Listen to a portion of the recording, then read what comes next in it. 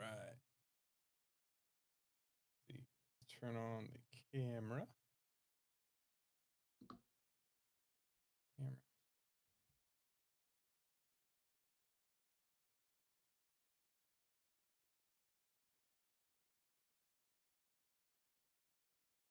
All right. Let's bring up right.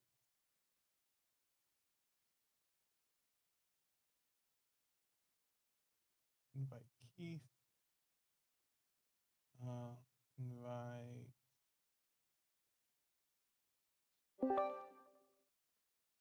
All right.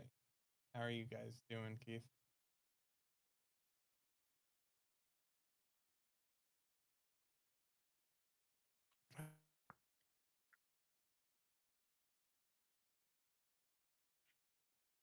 I don't know if my audio is working or not. Yeah, we can hear you.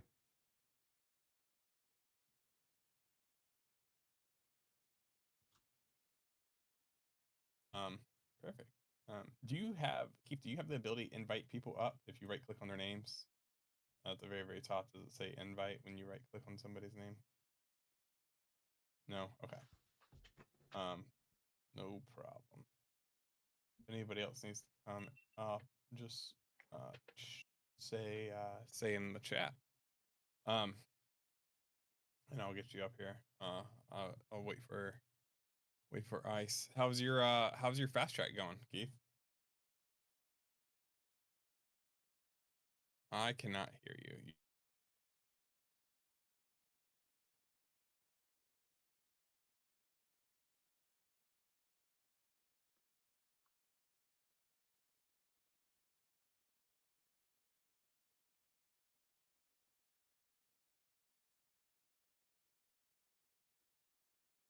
Houston, right? I cannot hear you. I don't think that's on my end. I don't see your box lighting up green, so I'm assuming that that's not on your end. We'll give a couple seconds to get started here, y'all. Um, let's invite you up. If you want to come up, you don't have to. Give a couple seconds for people to join. Um, I will go ahead and just. I saw your name glow up for a second, Keith. So your mic should be working. You did? Okay, can you hear me Awesome. now? Yep, we can hear you now. Thanks. Perfect. Yeah. I will go over just like the profits and wins. Like we do every single week. So uh, let's jump into the main screen here. All right. So profits and wins. We have just a lot of crazy stuff happened last week. Um, dude. There's some crazy moves that happened last week. A lot of people crushing it. Let's see.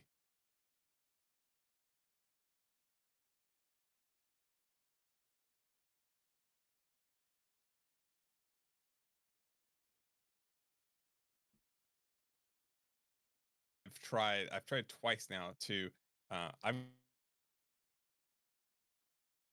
could have taken a payout and I didn't, but they're so tight and stops and I find it very difficult. All right, so I think this is kind of going up until last week. We have Andy with his own kind of automation, but he's up $20,000 on a 300K static or 25K evaluation account, and he only had a $8,000 drawdown. So he's using his own kind of custom script right now, but just cool to see somebody actually using ATS. Using a strategy that they kind of wrote themselves, and passing an account. Something I Yeah, with only a $3,000 drawdown on a 300K account, which is like more than fine. Yeah, so that's awesome. We have a recap of someone using a 2.5 box traditional with the Q wave, and looks like they're using momentum. So kind of a unique kind of setup.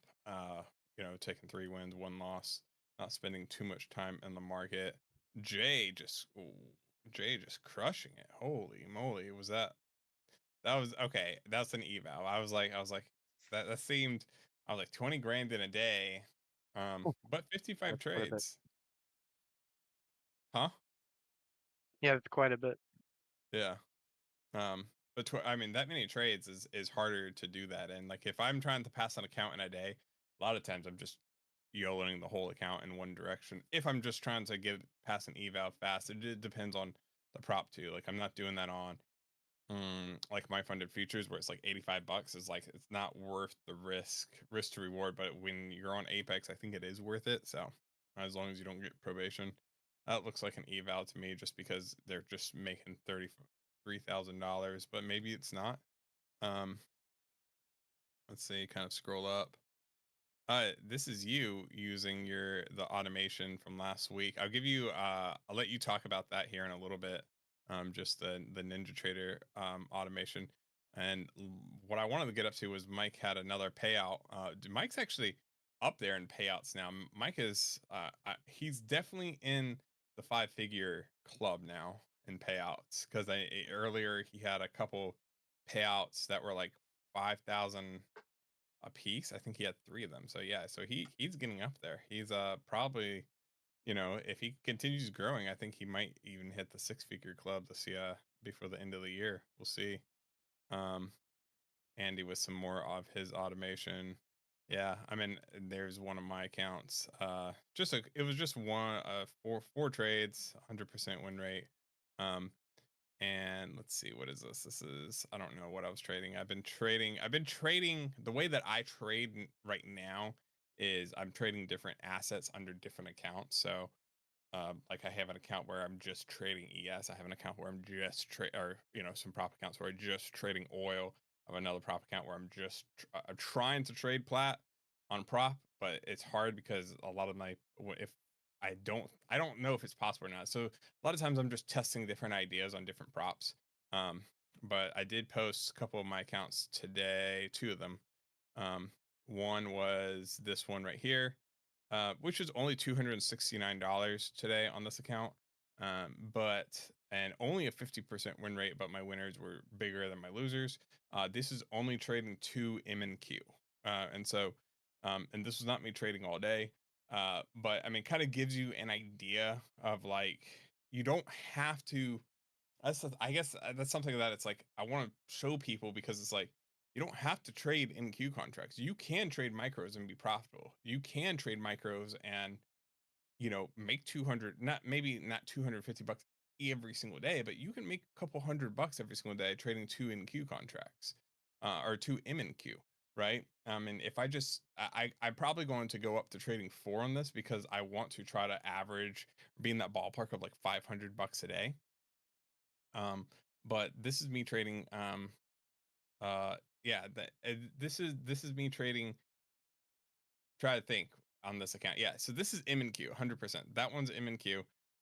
This one here, this top step one, is me trying to play around a little bit with playing a little bit with gold and silver and some other things. And so this one's kind of a combination. But did $900 on that. Only taking like one contract at a time. Again, I'm not trading 2 contracts. I'm not trading 3. I'm taking very small amounts. But yeah, if you're having a hard time passing evals, M and Q is not bad. I mean, this is me not even with a high win rate, right? This is a 50-50 win rate, or this is like literally 18 winning trades, 18 losing trades, except just my winners were almost 2 times bigger than my losers. That's it. That's the name of the game there. It's like you're just you know playing out probabilities, right? Like if you are trying to you know um you got to come up with like your strategy. If you're scalping, right, it's a little bit harder. You have to have a higher win rate if you're scalping. If you're looking for moves from like the bottom of the range to the top of the range, you can bowler bandage or something like that, right? You're going to take losing trades if we just have a trend day that's going to go in one direction. But if you're catching the bottom, I'm just using the term Bollinger Band, just to give people an idea. We could talk about the second deviation of VWAP, something where it's on the lower band, where you can have a bigger move. You're going to take a lot of losing trades trying to do it, right? But the idea is that your winning trades will be bigger.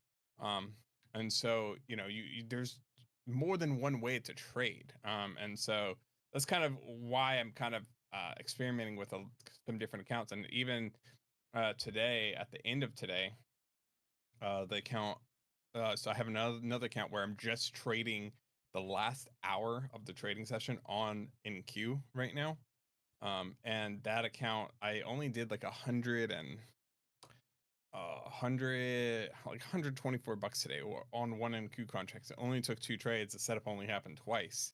But it's like me experimenting with, hey, does this idea work in this? I'm only trading from 3 p.m. to 3:40 p.m. roughly on that one, in that range, and looking for a very specific kind of setup, similar to ICE's setup, just tweaked a little bit. So I'm always kind of just building out different ideas. And I can post. Let's see. No. Yeah, hold on. I have to log into that one remotely because I thought I was already logged in, but I'm not. So I don't want to show my passwords. But yeah, I mean, so people are just crushing it with QuantVue right now. Let's see. This is my funded future account. I'm just going to post it in the Discord. I'll log into it. Kind of a good segue into, if you don't mind, at some point I'd like to Yeah. discuss micros versus minis.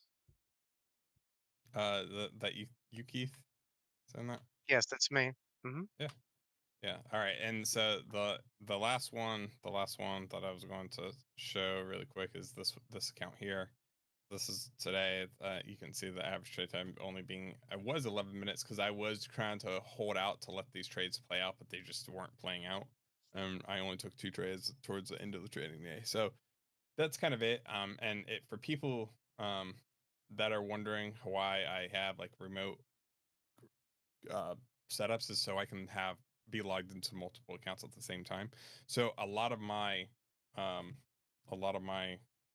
uh, oh, hold on a second. So like, I have a bunch of. I just had to pick up another one, but I have a bunch of Mac Minis that are just like over here, and so I remote into all of them. So it's like that way, if I'm trading on Blue Sky and Top Step and let's just say if I'm trading on Blue Sky, like my funded futures and take profit trader all at the same time, all using Tradeovate, right? I can have them all up and open on my main computer, just remote into each one of those separately.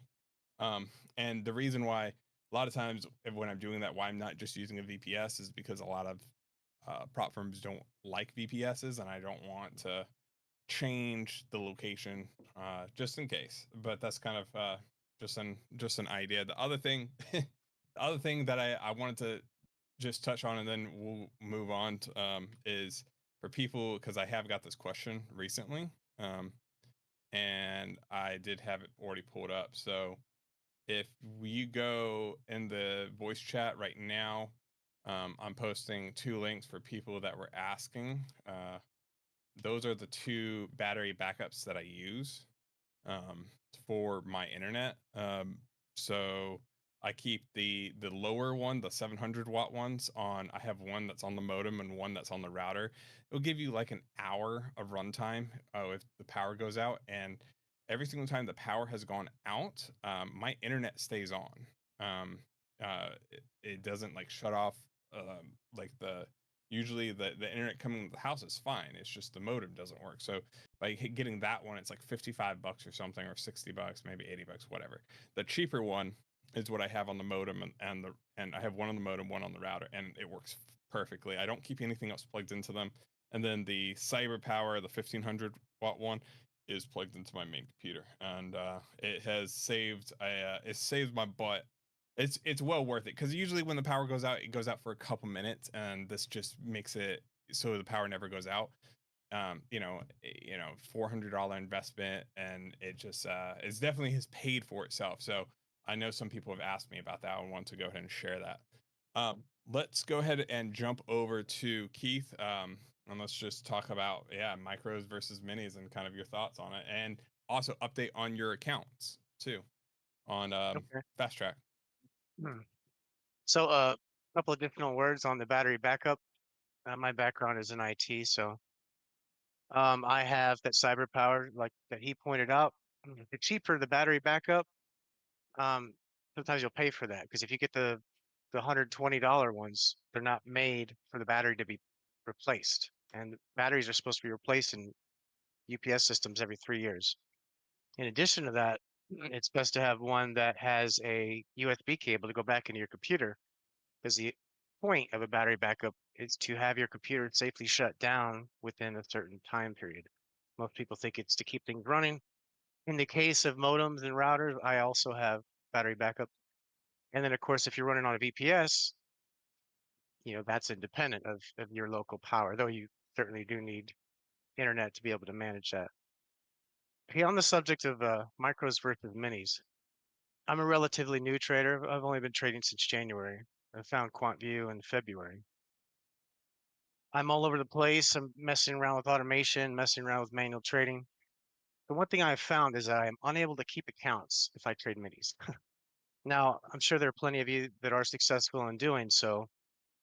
However, if one MNQ, 10 MNQs equals one NQ. Um, I use DCA a lot. I use the dollar cost averaging. So the example that I was giving, I'll share it here on screen. What I was wanting to discuss was somebody put something in the losses channel, and it just prompted me to kind of give a little bit of input or advice, shall we say. NQ always moves. For the sake of this conversation, I'm just going to discuss NQ. We've seen ICE recently, last week actually, he showed us how he marked out a rectangle box for the 1 minute candle when the market opens for New York. That's shown here on the left. And then we have what is usually a typical NQ day, at least Tuesday through Friday, I'm going to say. Tuesday through Thursday would be even more descriptive. The objective is if you're playing around in here like what we had today, this is chop. This is very hard to trade. If you could trade it, more power to you. But you'll see this is a ranging market. It's pretty much just sitting around all day long, which means typically the potential to make profit is not as high, depending upon your style. But what I want to describe is if you bought, so I'm gonna have to help second guess my math. Say you were just trading and you entered right here at this point, one NQ, and that's around what 20,050, and it drops 80 points. I forget how much. What is one pick in NQ? I mean, one $5. point. So that's a Yeah, $1,600. $5. Okay, so already just this little drop, just from here to here, you're already at risk of losing your account from a daily drawdown or daily loss limit, particularly with 50Ks. If you got a 300K, sure, it's a little higher, but it's also trailing. So you got to take that into consideration.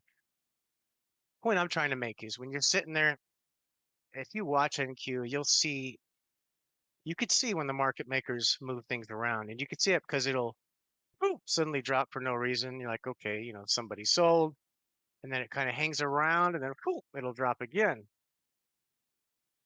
The point I'm trying to make is if you trade this with NQs, uh, minis, good luck.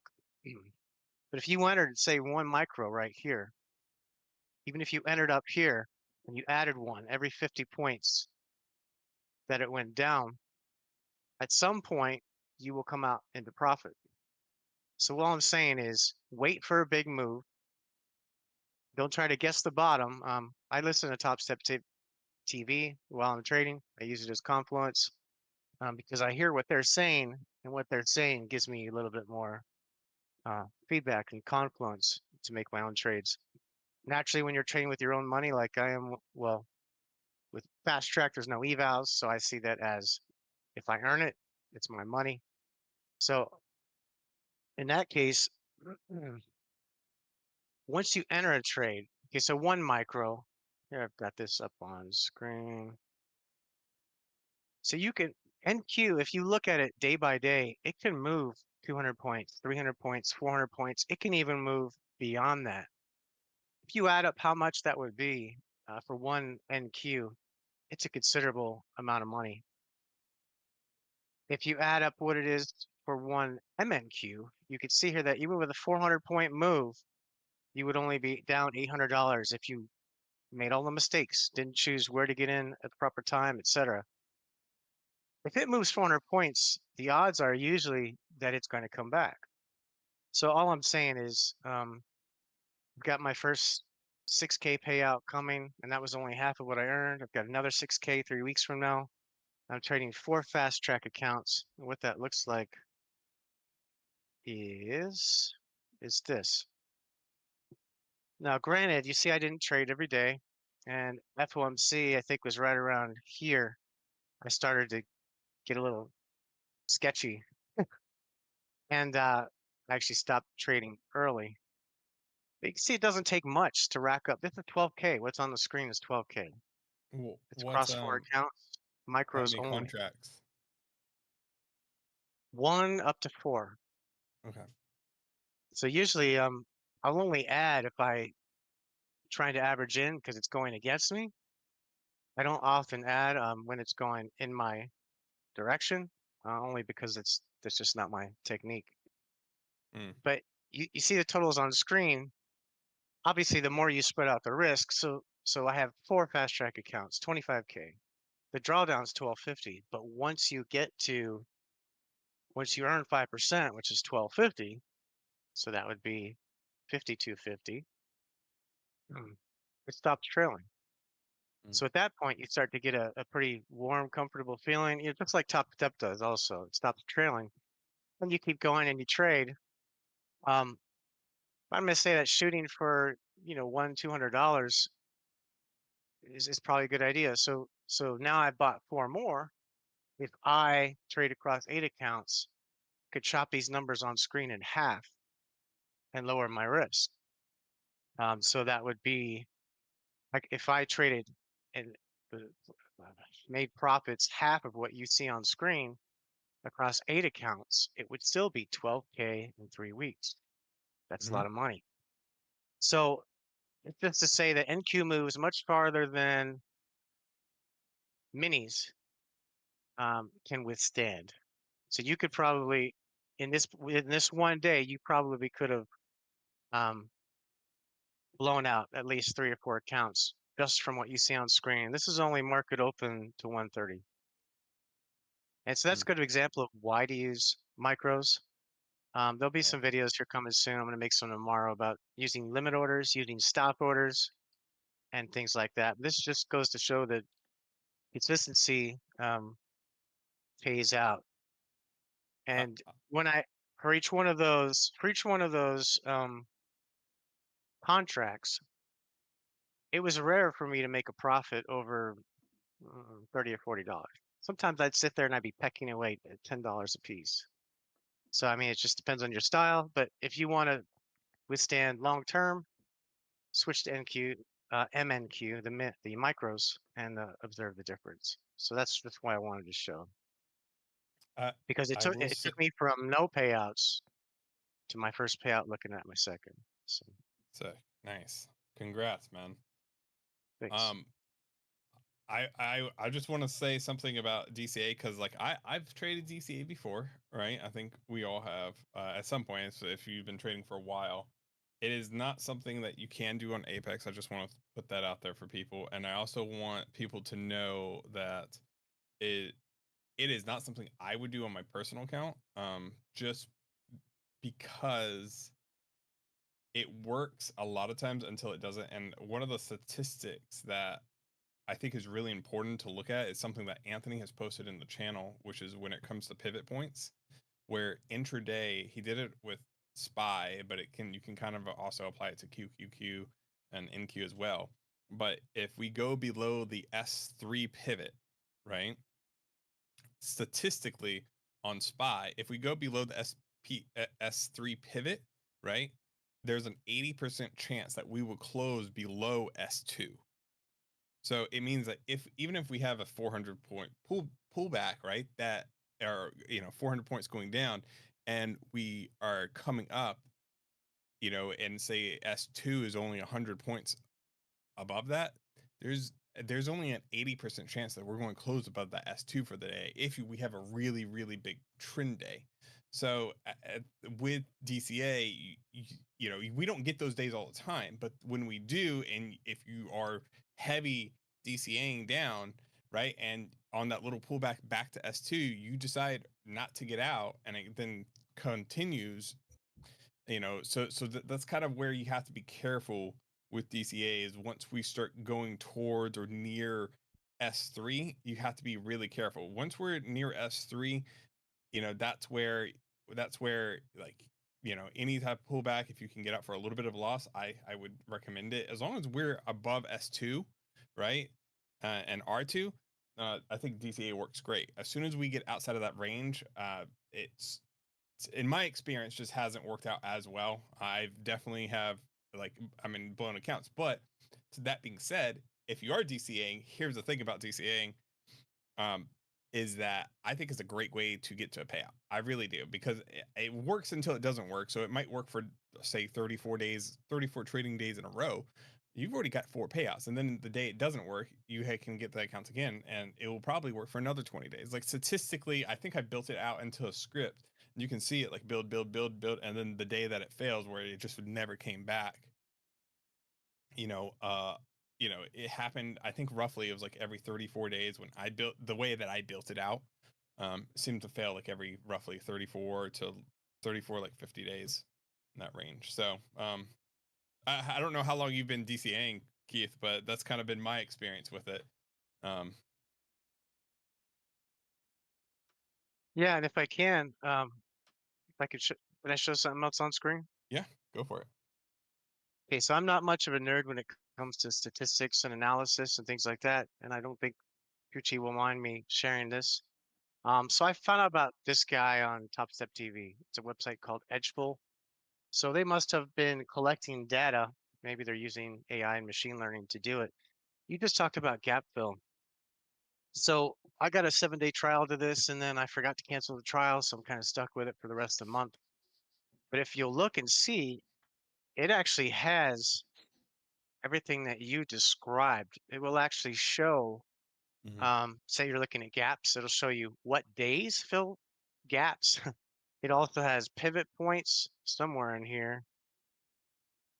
Yeah, its pivot I'll have to point hunt stuff for that. isn't as is different from what Anthony has ran. Got it. But if anybody wants to check it out, it's kind of cool. Yeah. Um, you can you can look to see all kinds of stuff and stats, and that helps. It just goes to say that there are statistics and stuff out there and things that you can check out that might help you get an idea as to whether your strategy will work or not, or you can create a new strategy. Yeah, I mean, Thanks. this is why it's like I have all the stats on like the 55 moving average on the day chart that I've collected over the years. I know that website also has that exact same stat using that exact same moving average. It's because it's like a norm in the industry, but it's like, this is where, if you are above or below the 55 moving average, um, if we're in an uptrend on NQ, once we go underneath that 15 moving average, I think it's like we spend an average of 16 days and a maximum of 19 days if we're in an uptrend, right? Um, and if we look, when we had that dip a couple of weeks ago back in July, right, and we dipped below the 55 moving average, we spent exactly 16 days underneath that 55 moving average before going above it. And so this gives you, like, but it's like, if you don't know that, then it's you know, it's one of those things where it's hard to, like, it's good to know it, because you know that you're probably going to continue having up days once we start getting into like day 15. Like, the next couple days are probably going to be bullish, probably going to push past that, right? Now it's hard to trade that on a prop. It's easier to trade that on options, right? That type of data. But this is stuff that I look at all the time. Like, yeah, it's fun looking at data and then trying to figure out how to utilize that data to the best of your ability, right?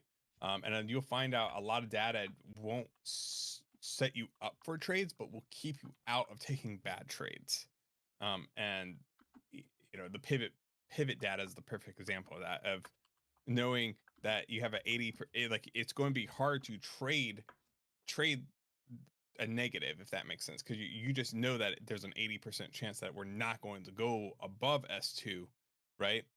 It's not going to get that's not telling you to long it or short it, but that's telling you that if we are in longs and we start coming to the S2, there's only a 20% chance that it's going to probably go past S2. So it's like that's where you would exit your trade. Like you're not going to bank on that 20%, right? So it keeps you out of bad trades, keeps more of your profit. So um yeah, so let's go into Ninja automation. Yeah, I've got a lot of different things going on this week. I added quite a few different tickers to the test sets. So I'm running fast and slow Q grids on MNQ, MES, M2K, and MCL.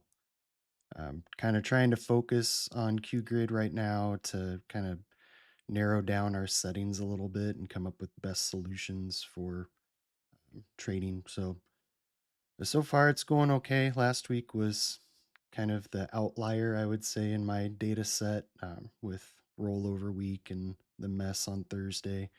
I was down quite a bit on some of them. There were some that were taking scalps that were doing okay, but this week, I mean, we saw today with one of my posts, the MCL, one of those test sets had a daily profit target hit, which was nice. See tomorrow if it continues with that. Um, I haven't really developed much in the last week as far as the custom stuff. I'm still running quite a few tests on the different types of scalpers. Still trying to narrow down those settings. Get something Nice. that's consistently profitable. I'd like to see that happen. I don't necessarily care how much it brings in. I just want to see it green quite a few days in a row. Yeah.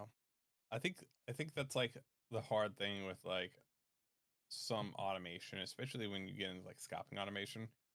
Um, I know that one of the Q wave settings that I've been running has had it had like it trades one in Q contract, but I think it had like a $12,000 drawdown, but overall it's up like 36. Um, I think it did mess up though. Some of the data got messed up because the the my automation crap was they changed the syntax, whatever. They changed the code, so part of the trades didn't go through the way that they were supposed to, so it kind of skewed a lot of my data. And then I found out I had like double orders going through. But yeah, I mean overall it's still that's the hard thing with a lot of the scalping, especially when you're trading. I think Anthony has posted one of the what did he post? Q wave a couple weeks ago. Was it Q? No, it was a Q. Gosh, my brain's going blank right now. He posted an automation that he's been forward testing for like 3 months, the results of it. And he posted it in points, but it was like if you're trading one NQ, it was like a $10,000 drawdown it had, but it's up like $36,000, which is similar to kind of what I was seeing on my forward testing as well. Um, but you go down to micros. That was from February to like July almost. So it was like 4 or 5 months of data he had on it. But that's kind of in that range. So I think if you have to prepare for those, and that's kind of hard, because if you're trading one M and Q contract, that's the equivalent of being down $1,000 to make $3,000 over 4 months. It's still profitable, but it's slower than most people want it to be. And so that's kind of what I've seen with at least my automation, testing out different automations as well, is kind of these bigger drawdowns, but usually about 1/3 profit over about 4 to 5 month period, is what I've seen. So Of course, that can be amended with a stop loss in the strategy. or when the or in the trading platform. Yeah. Yeah. 10K. I mean, I would set it to say if you're down 2K, cut it. Yeah. I know that. I I mean, the issue is I know that when we do testing, we usually don't put restrictions on it so that we can see throughout the yeah. entire trading day what happens. But I'm really in favor of a take profit approach with the daily Yeah. max profit and then walk away Yeah. I think like a you have to be casino. careful. Yeah, you have to be careful with the daily max profit. If you set it inside of Tradeovate, and you have it set up in automation, I don't know if Tradeovate still does this, but I know that if you had it set up that way, you could Tradeovate will still allow you to take the trade, but it will instantly close it, and you'll take these little $5 losses plus the fee, $5 losses plus the fee. So if you have something like ICE's automation going, and it's taking like 100 trades in a day, like you might have hit $1,500 in profit, and you're going to lose it all if you don't actually physically turn off the it's stopping from sending those trades to Tradeovate. Um, so There- that there- that's There's a lot of caveats. There's also the caveat of if you're up 3K and then you're down 4K, but you told it that you wanted to make 2K. Well, the example is the strategies as I've seen them so far, they don't add up all of your profit for the day. Um, the way they calculate the profit could be an issue. yeah, I yeah. was trying to say. Yeah, I agree. So I've seen that's why I honestly don't use it. I don't use it. The same thing will happen in Rhythmic as well. If you set a profit target inside of the Rhythmic dashboard and you're using like Quant Tower or something, and you hit that profit, you'll still let you continue to take trades. Those trades will open, and then Rhythmic will close those trades because you've already hit your max profit target for the day. But so you'll just end up $5, $5, and then Rhythmic will be like, oh, you don't have enough. And so what's hilarious is so you can hit your max profit, and then it's taking these losing trades, and then it will take a massive losing trade. So now you hit your max profit, and then you come back to your computer, and now your whole account's completely at zero, and you're like, how did that happen? That didn't make sense. It's because it went outside of that profit target, and then it took a bad losing trade. And yeah, so you have to be really careful. This is why I would just set it inside of TradingView, and or if at least like if you're monitoring it yourself, right?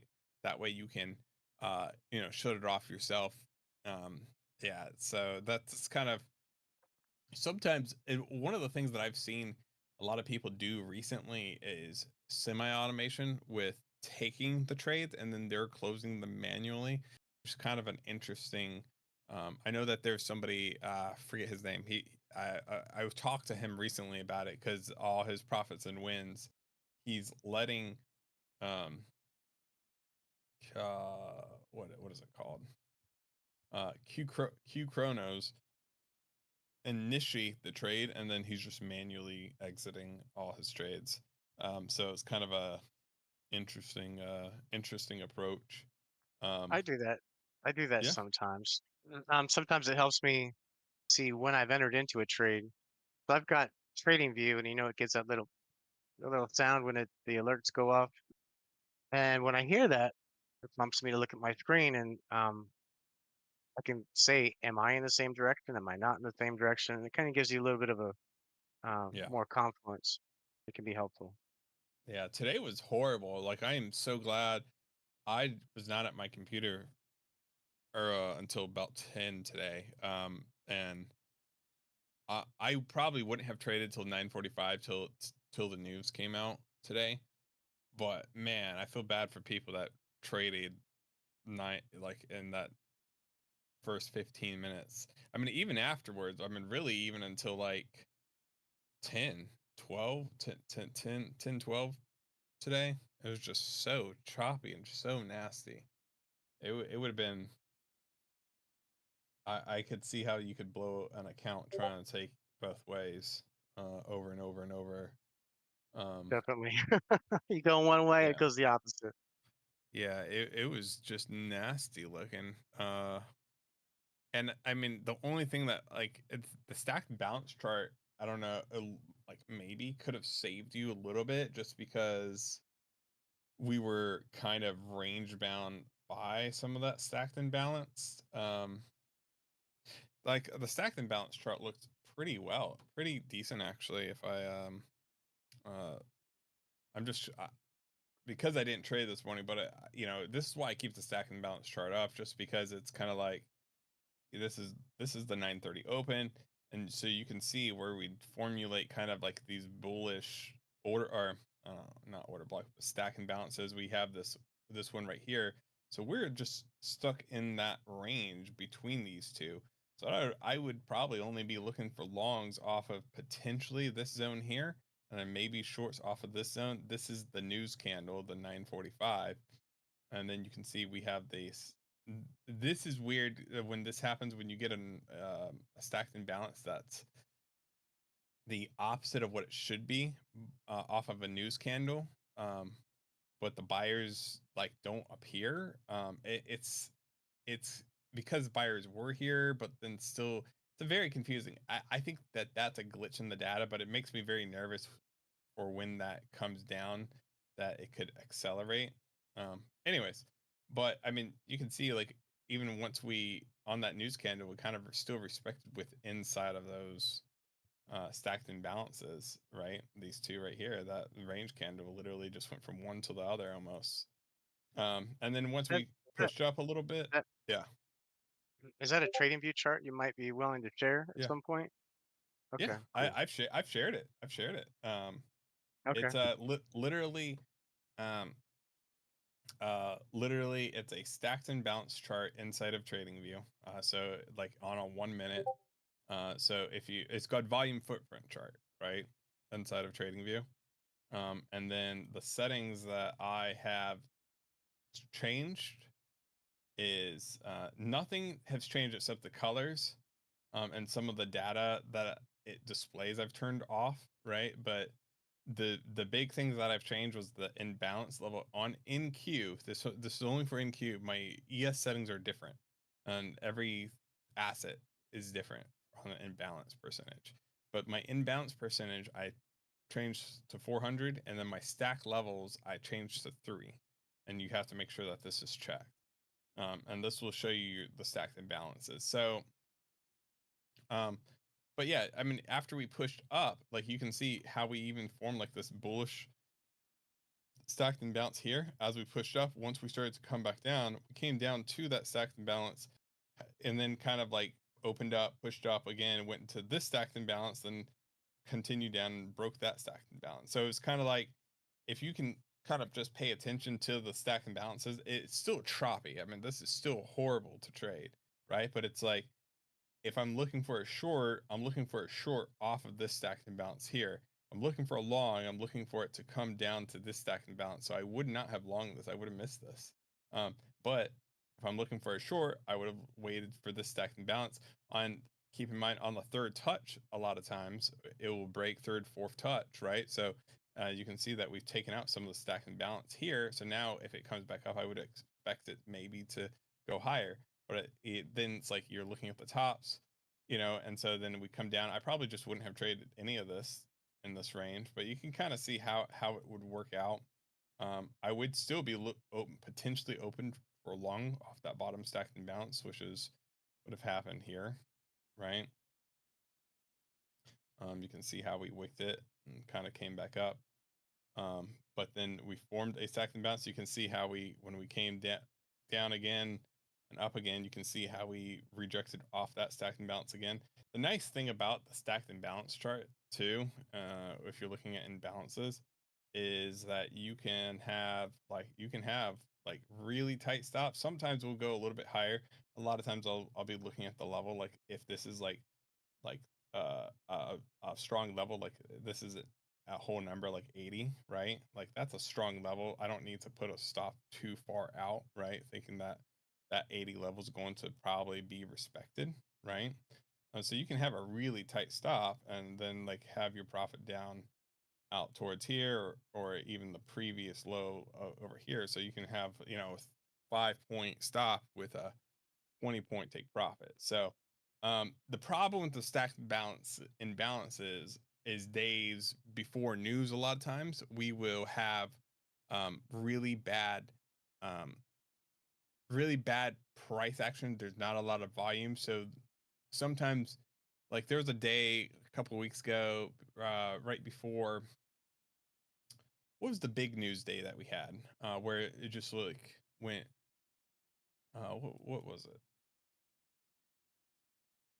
Um, Anyways, the day before big news, sometimes what will happen is that there's just no volume.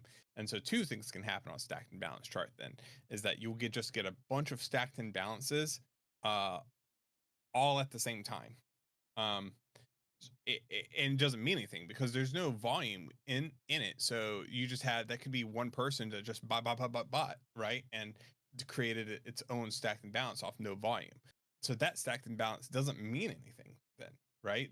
The flip side to it too is that the volume could be so low that you just have buyers and sellers a little bit by a little bit kind of just drizzling it all day, and then have a day where there's no stacked and balances whatsoever. So those are kind of the two instances where stacked imbalances don't mean anything. So you have to be careful on days like that, because if you have a day where there's just no volume, those stacked imbalances are not going to be respected because they don't mean anything. There's no volume there. So you have to kind of pay attention to big news coming out in the week, the days before. Don't You can still trust the stacked imbalance chart, but like take it for a grain of salt the day before news a lot of times. Yeah, just just to reiterate, I have the luxury of being able to watch the markets most of the day. But again, the best days to trade are Tuesday, Wednesday, Thursday, and Friday. Monday is statistically the least profitable day. And like has been mentioned, you can tell when it's mostly retail traders and algorithms trading versus a market maker making orders and selling. Because Yeah. when you see those massive spikes up and down, that means they're trying to move it uh, either in that direction or to trick you and fake you out to think they're going in that direction. Yeah, So, I here, mean, what the lower the volatility, the harder it is to trade usually. yeah. So Unless it's a nice move like this, it's just retail traders and you just hit the tops and bottoms. I had a screenshot. So I posted a picture of what it looked like on a day before news, where it was just single orders that are moving the whole market, because it's like, so those are stacked buyers at every single level, both ways though. None of those stacked imbalances mean anything anymore because there's no volume. None of that means anything to me then. You see what I'm saying? So that's what it would look like. That's what it can look like when you don't have any volume and there's just buyers on both sides, or someone, there's no volume. There's only 5 orders sitting on the order book, and so it's like someone buys 50 contracts or 100 contracts, and it's just, and then somebody buys 75 and it goes back the other way. That's what that looks like. Um, it's not fun. Yeah, don't, if the stacked and balance chart looks like that, don't trust anything. Like if you made money, cool, get out, stop trading. Um, you Right. know, it doesn't That's look like that that's very what often. I mean, that's what I've learned about the market over this time. I find it frustrating that things get jerked around the way that they do.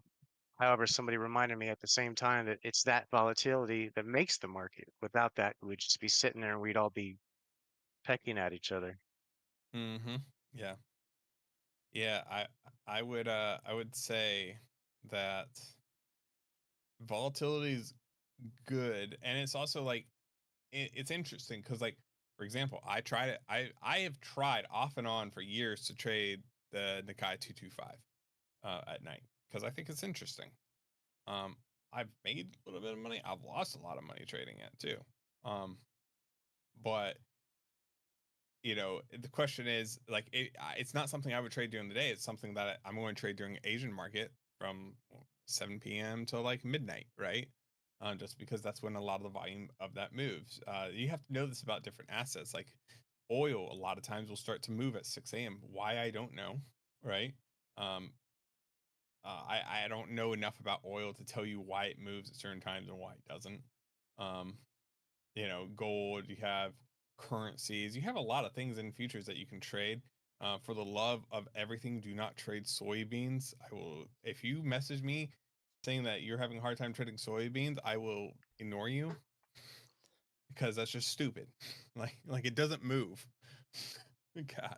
Um, I hear that silver's hard, $25 a tick. That's what I heard. Yeah, yeah, I mean, silver gold's fine. I mean, I've seen people be successful trading currency.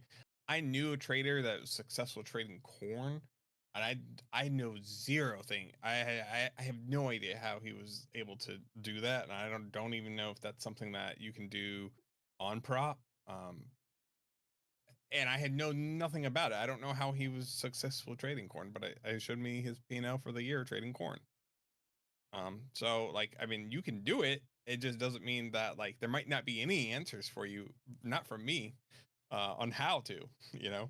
Um, And you got to be really patient. Some of those things don't move until they move, and when they move, they really move, especially yeah, oil.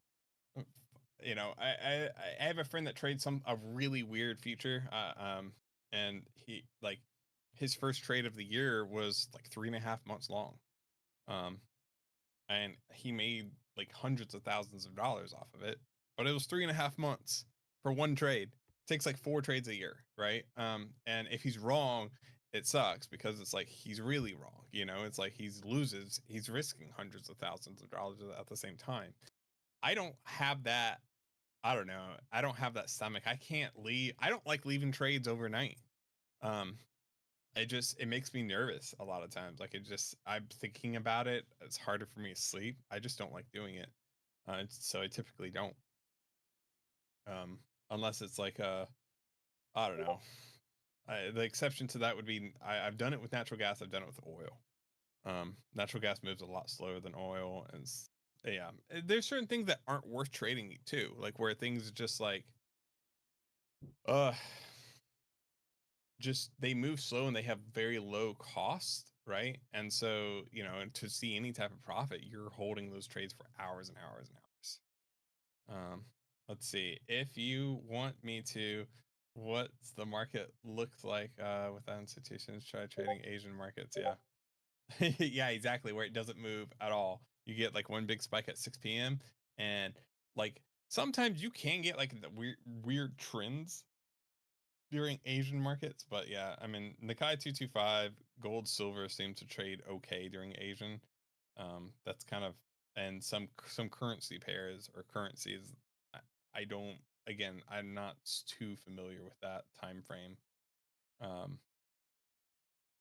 I think it's time to go ahead and maybe see if anybody has any questions, yeah. even any hap- perhaps any new traders that you have a question, regardless of what the question is. Anybody have any questions?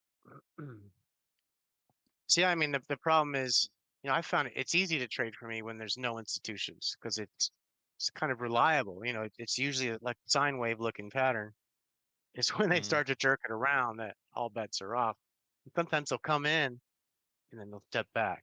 They'll let everybody get comfortable, then they'll come in, and you can kind of get used to it after a while. I just signed up yeah. today. When will I get access to the platform? Tucci should be able to get you access if you're posted in the support channel. Facts, not fiction. He'll get around to you. Okay.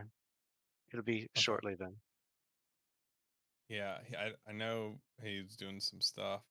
Uh, yeah. We'll get you added as soon as possible. Um, what's the most profitable long-term strategy? Huh.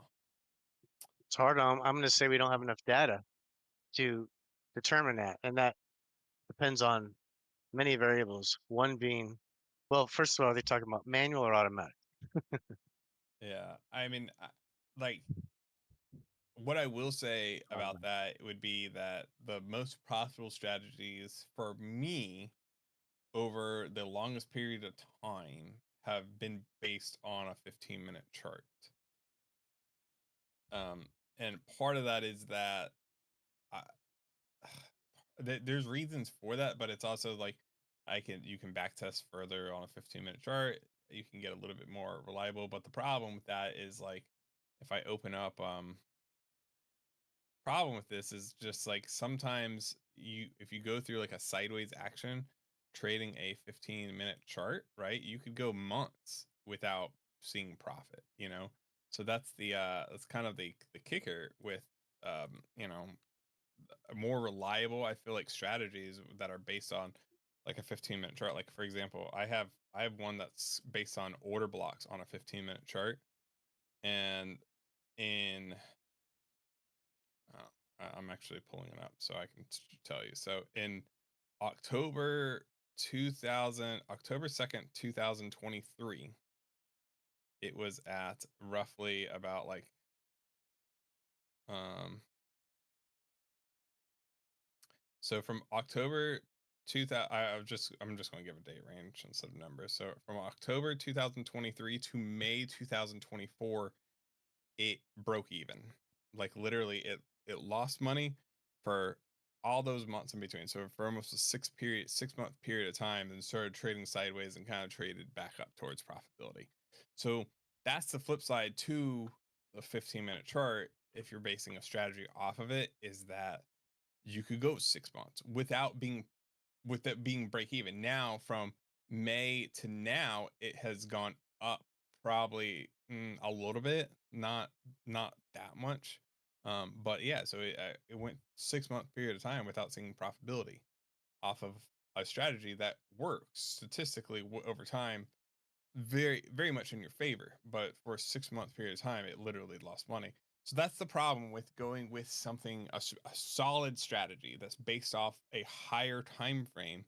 The problem is it's like 6 months with no profit, right? That's a big gap to fill. And so, but it's like I'm a very big believer. I don't know about Anthony. I don't know his views on this, but it'd be interesting. But it's like the most reliable strategies for me have been based on higher time frames.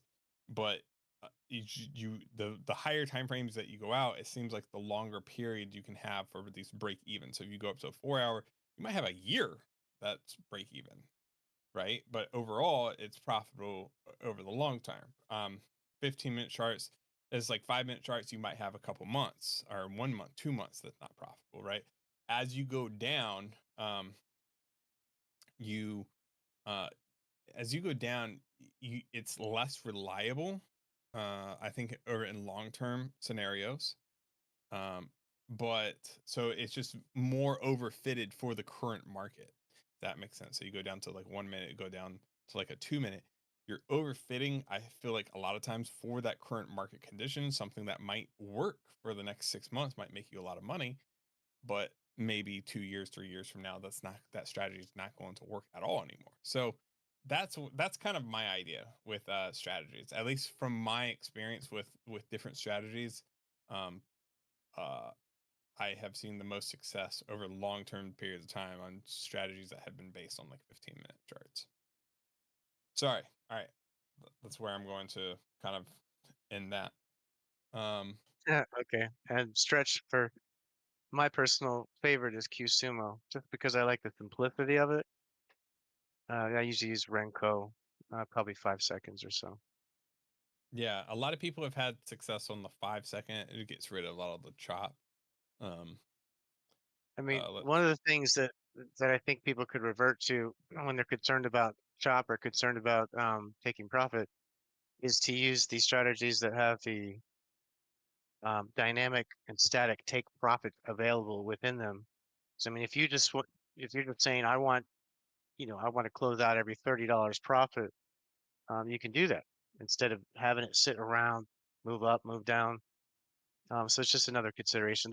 The thing with trading, there's like what 100 variables. It's like a combination lock. You can do it many different ways. Yeah. 5 minute chart is probably my favorite. I know somebody else said that. 5 minute chart. If I had to pick one chart to trade off of, it'd be like a tie between Rinkos and probably the 5 minute. Just because I'm so used to Rinkos. I have a setup where I showed it last week where it's two Rinko charts just stacked on top of each other. One's ES, one's SPY, and I use VWAP and stuff, and some other indicators. But that's something I really like. A footprint chart would be probably in the top three would be footprint chart, Rinko charts, and then 5 minute normal candlestick. And 5 minute normal candlestick gives you like very good range, lets you kind of stay a little bit out of chop. And I like it because on bigger moves, a lot of times we respect the 8 moving average on the 5 minute chart. And I think that, if we're in a downtrend and you're looking for a spot to enter, like we had today, like when we had that move down starting at noon today, I will switch over to this so you can see it. So this is 5 minute NQ chart. We had the move down today, right? And you're looking for an entry, right, on a pullback. Right there's the 8 moving average. This entry would have been fine. So a lot of times that's a kind of easy um, an easy trade, again, with you can have relatively tight stops, especially if you're doing it already on a move down. If we're having a strong move to the downside, and you're looking for that 8 moving average, maybe 10 points above, roughly, of the moving average, so you risk like 10 points here, right? And you're trying to make like 20. That's a nice like 2 to 1 um, risk to reward, something along those lines. Again, you could technically have tried to take that same trade up here as well before this push down, but it's kind of like maybe this is too early. Um, you could also Well, I'm have also tried to, seeing, yeah. yeah, that's a on top step. They talk a lot about on a 5 minute chart, 3 bar reversal, which we see Mhm. here, right at the location you just pointed.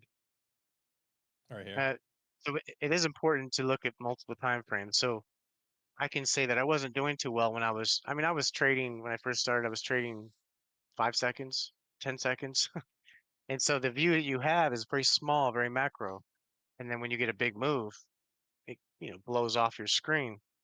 It's important to have more than one screen when you can, and it's important to look at more than one time frame when you can.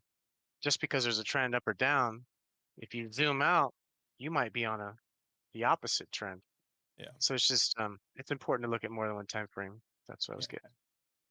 And I think a lot of people would see this move down and maybe say, "Oh, that's a bull flag," right? Like but what I would be looking for in this move down, right, to see if we are going to bounce, right? I'm looking to see, are we respecting the 8 moving average? You can see how it's respected here. It's respected here. On this third candle, when we get a close below, that's it. It's not respected anymore. Like this close of this candle tells me that this is not a bull flag. Like this is not going to make this little doop, doop, doop, and then push up higher, right? And so after this close, I'm 100% know that I want to short it, right? We just went below these lows. The 8 moving average is not being respected anymore, and so I'm looking to see where I can take that short entry. And I think the 5 minute helps you be a little bit more patient too, compared to looking so zoomed in. Like a 5 minute chart really helps you, you know, be a little bit more patient, wait for that setup, and then see. I can give the same chart to 4 different people, right? I can tell you that out of, let's say, 10 people I give this chart to, probably 4 of them would fail. Like if they were just had this chart and I just told them, hey, like once you see it close below, you could look for it to pull back, keep your stops tight and short it, right? I could do that, and I'm going to get different results. I'm going to have people that come back that are funded and get payouts, and then I'm going to have probably 4 people that come back and they're like, I blew up 20 accounts this week, like that weren't patient, that could just kept on trying to rush it, right? And so it's like you have to it's a slow game. You kind of have to just get used to how it trades. Let's see. Is it okay to use 5 seconds and 15 seconds on Rinkos for scalping? I would not use 15 seconds. Some people in automation have been using up to 30 seconds. I have seen. I don't know how successful they are. I'll let Keith kind of talk on that if he's familiar with people that doing that. I on Rinkos, I will only go up to 5 seconds max. I usually am on one. Sometimes I'll go to five. But I don't think anything over five is just like iffy. It's just like, the It problem with it it might is that work, but it won't be reliable. It might work y- today, and it might do the exact opposite tomorrow. That's the problem with that. I mean, yeah, I've done it. I did it when we first started. I did all the different size Renko boxes and strange time frames, long time frames. But I mean, the general essence is Anthony knows what he's doing. Anthony, the developer, and Renko, as everybody has mentioned, does better on shorter time frames. Another yeah, thing I want to show is we've got QuantVue's tools, but there are also simpler ways for you to determine when to get into trades and when not to. So I went to Chat GPT and I said, make me a trade on exponential moving averages. That's all that's in here. There's two. One is set to a period of 6, one's set to a period of 15. Now this is what Travis was just showing on screen right here. And right here is around the area where he said you could have entered.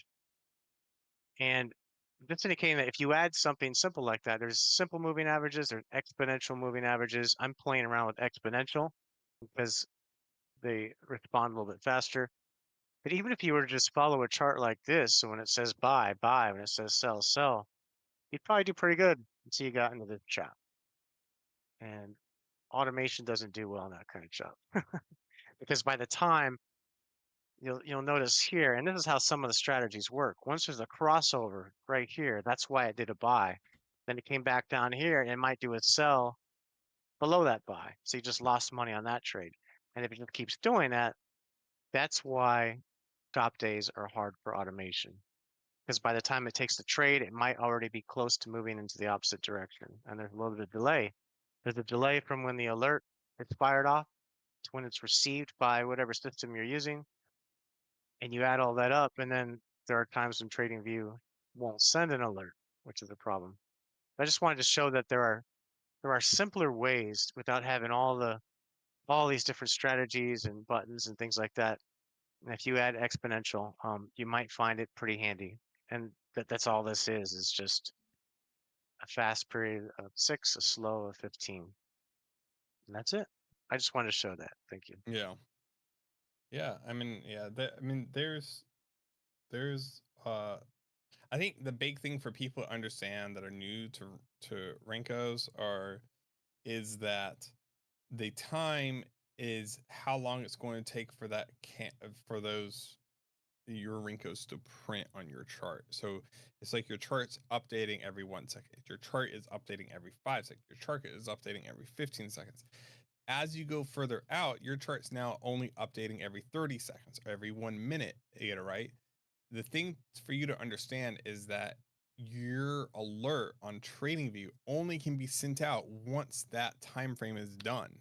And so it only can send an alert to stop your automation every 5 seconds if you have it set to 5 seconds. It only can send out if you have it set to 15 seconds, it's only going to send it. So if you have a huge down candle, if we have news and it's just tanking and you're in a long, right? 15 seconds could be 50 points, like you could take a massive loss because of that. So that's where it's like 5 seconds is nice because it kind of gets you out of chop, but um at the same time, if you have a 20-point move in 5 seconds, what looks like a profitable trade in TradingView might not be so profitable. So this is where it's like, there's certain combinations I wouldn't use. I wouldn't use 5 second and one box Rinko, though that won't work. That could, like, you'll look great in back testing, but realistically, every single $50, $75 trade that you have